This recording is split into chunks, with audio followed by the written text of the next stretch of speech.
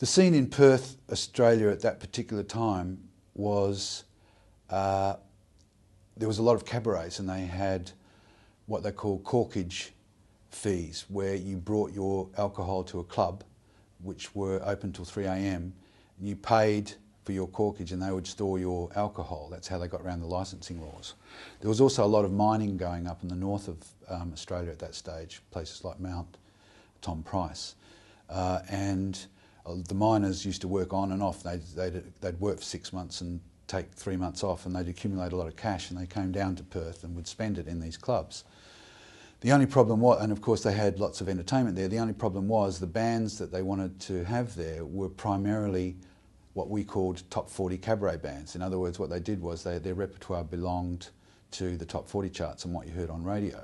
There was no originality then. People didn't write their own songs.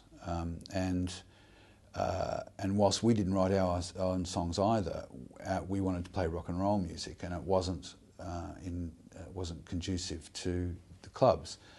So therefore there was a lot of places that opened up in the surf clubs along the west coast. One we played at a lot was at a place called Swanbourne, and they were called stomps, not dancers, but they were unlicensed. But everyone used to, go outside and drink on the beach and then come in, and get their rocks off. And we played a lot of those stomps and a lot of dances, teenage dances.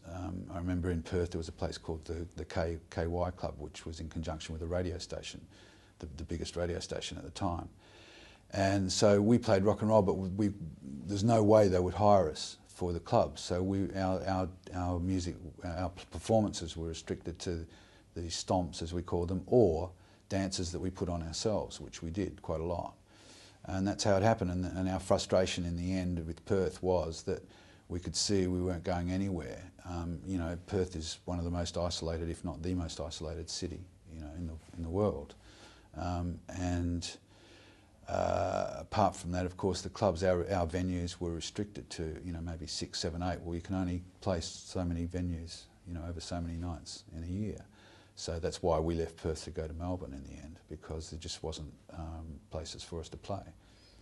A lot of Perth bands have gone on with the business since then. I mean, we're talking about, nearly 40 years ago. So, the business has changed everywhere in the world, and particularly in Perth. So a lot of original bands actually do come from Perth now, who go on to other things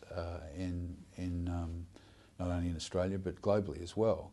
But in those days, yeah, it was a training ground. It was a training ground for anyone who had any semblance of potential for originality, or that could just rock a little bit rather than do carbon copies of top 40 songs. Because the thing was that most bands tried to perfect carbon copies of the songs on the top 40 chart. I mean, Australia wasn't the only place like that. It was like that all over the world.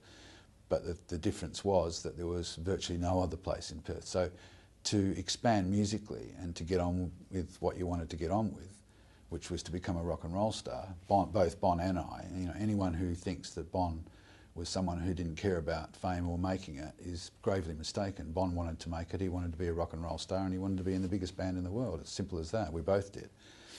He actually did, posthumously, I didn't. But yeah, it was a training ground, yeah.